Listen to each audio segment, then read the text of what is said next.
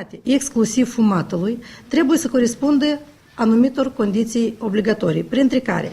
să fie special amenajate sălile pentru fumat, să fie dotate cu scrumiere, să fie marcate la loc vizibil cu unul din indicatoare, spații pentru fumători, loc pentru fumat sau cameră de fumat și, în viziunea mea, una din cele mai elocvente și importante restricții, să nu depășească 50%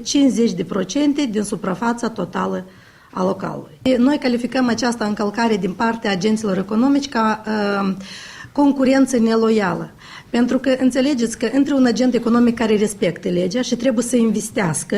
în separarea spațiilor, în pregătirea spațiilor speciale pentru fumători și pentru nefumători, în concurență între alți agenți economici neloiali, care au avantaj neîntemeiat, dat fiindcă nu investesc în săli separate și propun aceleași spații pentru clienții atât fumători cât și clienții nefumători. Consiliul Administrativ al Agenției Naționale pentru Protecția Concurenței din 17 martie 2011, deci acum recent, prescrie